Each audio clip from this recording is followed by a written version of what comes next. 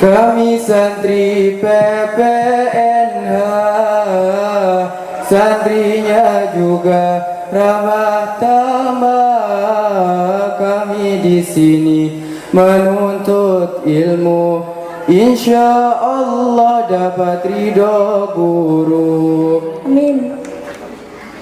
Biru laut seperti kolam, Dan paus yang sangat pandai menyelam. dari lubuk hati saya yang terdalam, Kami buka pidato dengan salam. Assalamualaikum Warahmatullahi wabarakatuh.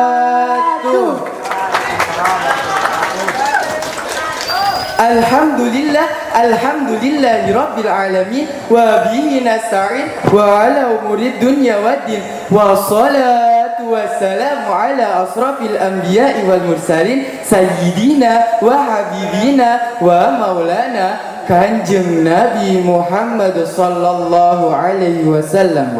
Yang kami hormati pengasuh pondok Sandarul Hikmah ini, yaitu Ibu Nyai Siti Khadijah serta keluarga besarnya dan para rekan-rekanku sekalian, baik santriwan maupun santriwati. Pertama-tama dan yang paling utama, marilah kita panjatkan puja dan puji syukur atas kepada Allah Subhanahu wa Ta'ala dan telah melimpahkan rahmatnya sehingga kita semua bisa tampil di tempat yang mulia ini. Kedua kalinya, sholawat serta salam tetap tercurahkan kepada siapa lagi sih kalau bukan baginda kita, orang yang paling tampan juga gagah hingga orang pada menyebutnya top the best people, Habibana wa nabiyana wa maulana Kanjeng Nabi Muhammad sallallahu alaihi wasallam, yang telah membawa umatnya dari dulunya apa? Padang pasir, sekarang menjadi gula pasir. yang dulunya naiknya apa? Naik onta, sekarang menjadi kendaraan motor Honda. Yang dulunya zamannya zaman jahiliyah, sekarang menjadi zaman Islam. Masya Allah tabarak. Kata pepatah mengatakan, tak kenal maka tak sayang. Tapi kata kami berdua, tak kenal maka tak arufan. Perkenalkan asmani pun kulo ade Ali Masyur, kulo santri saking Kabupaten Pemalang, Kecamatan Pulau Sari, ingkangipun Desa Batur Sari. Perkenalkan asmanipun kaulah Saiful Makul Munir, kaulah santri saking Batu Sari, sami kali Mas Ali. Langsung saja berdirinya kami di sini sedikit menyampaikan pidato tentang kehidupan di pesantren. Akang-akang ganteng, dan tete yang cantik.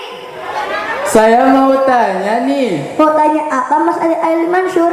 pacaran sama mondok lebih enakan mana sih? Yang bener nih, Kamu masih ada yang pacaran? pacaran sebenarnya gak enak loh, percaya sama saya. Karena saya sebagai adik Ali Masyur sudah pernah merasakannya. Tapi tenang, saya jomblo kok.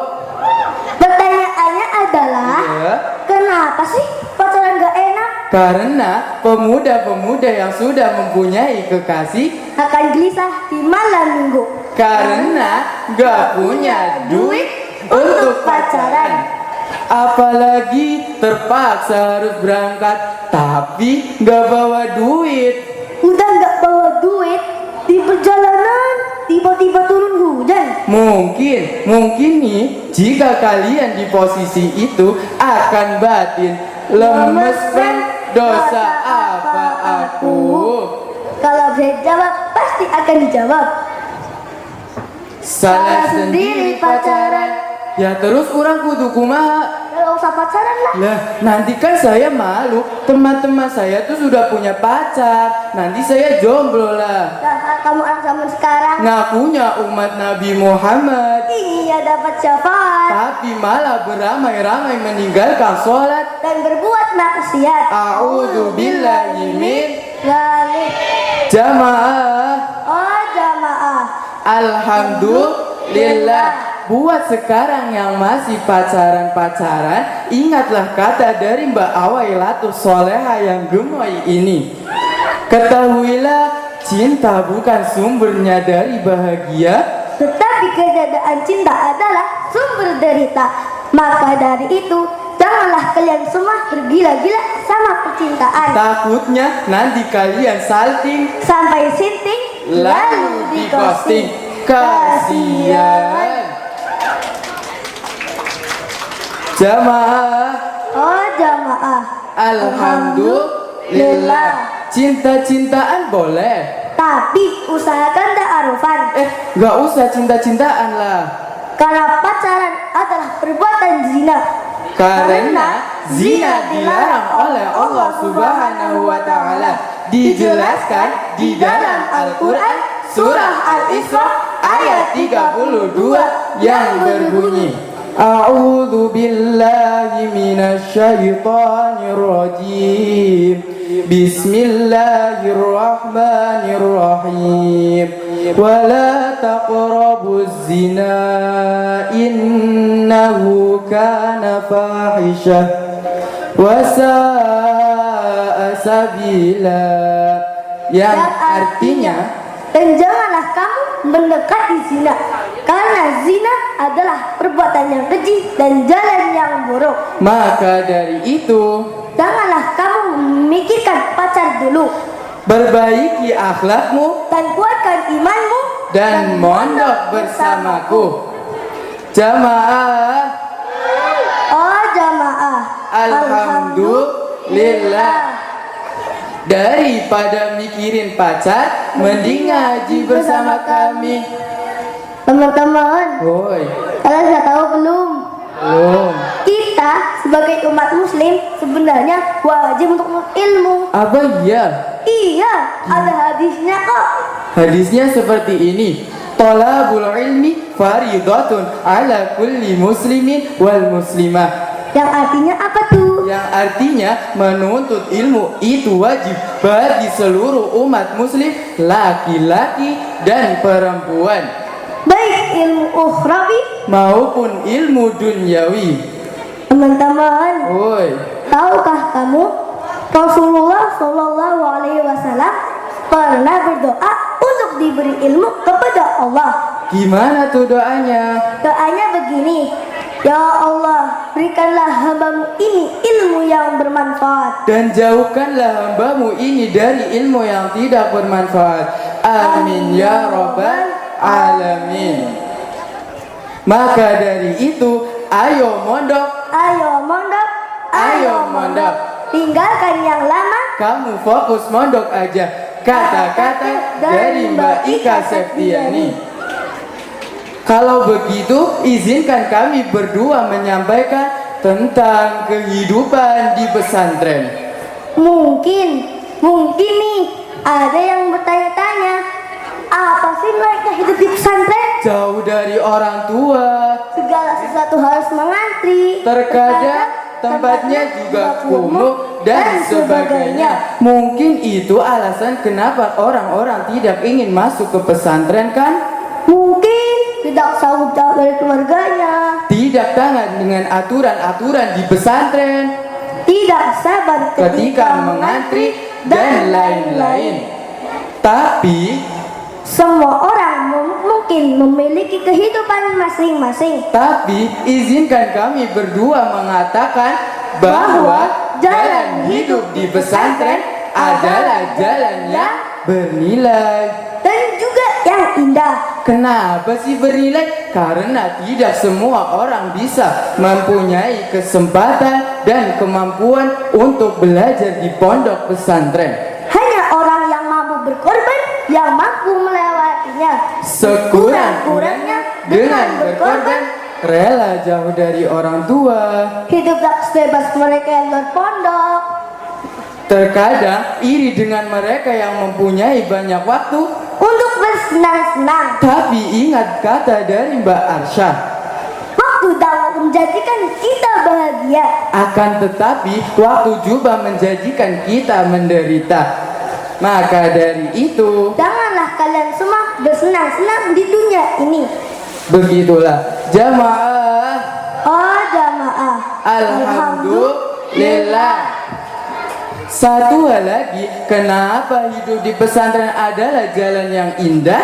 Karena tidak semua orang bisa mendapatkan, melainkan di pesantren. Contohnya, banyak momen-momen lucu yang sangat sulit dilupakan. Ada kalanya mengantri, makan, minum, dan mandi pun menjadi bahan cerita yang sangat sulit dilupakan. Terkadang ada nih ya, ada yang rebahan pakai gayung. Juga ada yang rebahan pakai ember dan piring dan alat seadanya. Momen yang paling menyenangkan adalah ketika menunggu berbuka puasa sunnah. Ada yang mau azan, tapi nih ya malah baru beli jajan. Juga ada yang mengeluh karena masih lama adanya. Dan yang paling menyenangkan adalah ketika telat jamaah sholat. Dan juga takut ketika telat mengaji, padahal belum mandi. Ya, alhasil badannya bau. Tapi tenang, bau badanmu akan menjadi kesuksesanmu. Jamaah. Oh jamaah, Alhamdulillah. Jamaah, memang di pesantren tidak menawarkan banyak kemudahan dan kenyamanan semua orang. Bayangkan saja seorang santri harus bangun jam 3 pagi, lalu mengaji lagi, mengantri mandi, dan makan, lalu bersekolah dan mengaji lagi. Belum juga mengerjakan tugas dari pesantrennya dan tugas dari sekolahnya. Belum jika telat jamaah sholat atau mengaji yang menyebabkan terkena hukuman. Itulah pasti alasan kenapa tidak ingin ke pesantren. Tapi bukanlah kita kenyamanan dan kesulitan adalah media terbaik untuk belajar? Maka dari itu jangan heran ketika anak keluaran dari pondok pesantren yang akan menjadi lebih dewasa dan juga bijaksana. Saudaraku, marilah kita jadikan dalam hati dan jangan tergila-gila sama dunia ini. Karena ingat pesan dari Mbak Muflihatun Azizah ini, dunia ini nyata tapi kita hanya ditempatkan sementara. Sudahlah jamaah. Oh jamaah, alhamdulillah. Saudaraku, marilah angkat tanganmu dan menyanyi bersamaku. Marilah para santri, niatkan dalam hati, mondok untuk mengaji, membina akhlak terpuji, tinggalkan kenyamanan, tinggalkan yang tersayang, demi meraih keberkahan dan impian untuk masa depan. Terima kasih. Saudaraku, memang tidak semua alumni pesantren menjadi baik kehidupannya, dan yang tidak masuk pesantren menjadi buruk kehidupannya. Tapi sudah jelas dan juga dijelaskan bahwa kehidupan di pesantren memberikan ruang untuk kita belajar mengenai diri sendiri, Allah Subhanahu wa Ta'ala, nabi-nabi kita, orang terdekat kita, dan lain-lainnya. Dan akan menjadi jalan yang bernilai dan juga indah. Terima kasih saudaraku. Satu pesan dari Mbak Neni Afisa. Kita di dunia ini hanya untuk memilih. Maka dari itu jangan sampai kamu memilih yang terbaik. Karena kalau kalian memilih yang terbaik, maka tidak akan menemukan yang sempurna. Nakhoba, memilih yang terbaik. Jika kamu ingin orang yang baik, maka ingat kata dari Mbak Zian Aska, orang yang baik adalah ketika malu perkataannya melebihi perbuatannya. Sudahlah, baiklah kiranya pidato yang kami sampaikan undur maqalah wala tangdur maqalah. Pandanglah apa yang disampaikan dan jangan pandang siapa yang menyampaikan. dan jangan katakan apa yang diketahui, tapi Ketahuilah apa yang dikatakan. kata-kata dari Mbak Nia Natika. Baiklah, apabila ada tutur kata yang tidak berkenan di hati, kami mohon maaf sebesar-besarnya. Billahi taufiq wal hidayah. Wassalamualaikum Warahmatullahi wabarakatuh. Terima kasih.